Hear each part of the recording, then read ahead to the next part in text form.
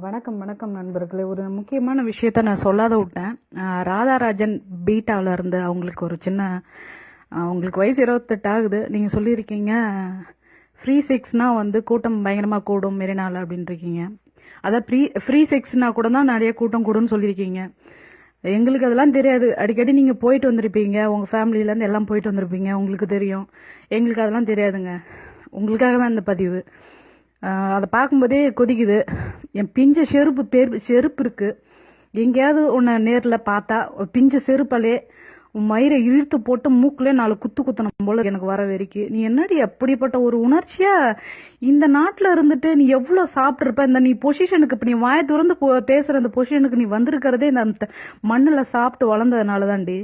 நீ எப்படி பாரம்பரியமாக இருந்திருப்ப. இந்த மண்ணில் உட்காந்துக்கிட்டு நீ சேலை கட்டிக்கிட்டு ஒரு ஜாக்கெட் ஒன்றை போட்டுட்டு உட்காந்து பேசுறியே, என்ன சொல்றது?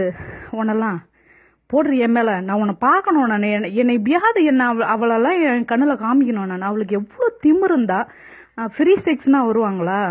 எப்படி ஃபேமிலியோட போவீங்களா? அடிக்கடி வீக்லி போயிட்டு வரவங்களுக்கு தான் தெரியும். எங்களுக்குலாம் அதை பற்றிலாம் தெரியாது. கூட இருக்கிறவன் பக்கத்தில் இருக்கிறவன் கை கால் பட்டாலும் சகோதரனை அப்படிதான் நினச்சி நாங்கள் நின்றுக்கிட்டு இருந்தாலும் ஒன்னா படுத்துட்டு இருந்தாலும் நாங்கள் அப்படிதான் நினச்சி மெரினாவில் ஒரு தாய்மார்களும் சகோதரர்களும் ஃபேமிலியோட வந்திருக்காங்க.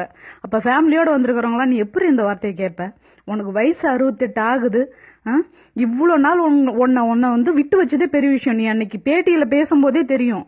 வச்சுண்டு போயிண்டுன்னும் போதே உன் மூக்கை குத்தி உடச்சிருக்கணும். உனக்கு எவ்வளோ சிம்முறி உனக்கு. அந்த வார்த்தை எவ்வளோ கேவலமான வார்த்தை.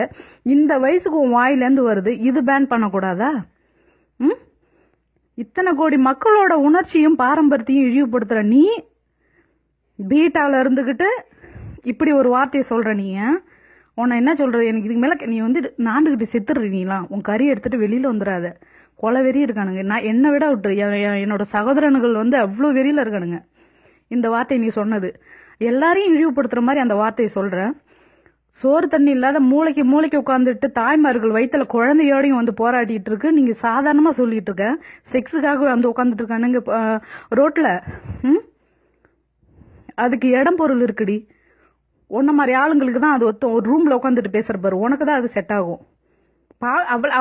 அவளை போய் சேர்ற மாதிரி இந்த வீடியோ கொஞ்சம் தயவு செஞ்சு எல்லாரும் ஷேர் பண்ணி விடுங்க. நாண்டுகிட்டு செத்துடுறி. முதல்ல உன் ஃபேமிலி இருக்கிற அவளுங்கள போட்டோ எல்லாம் போடு.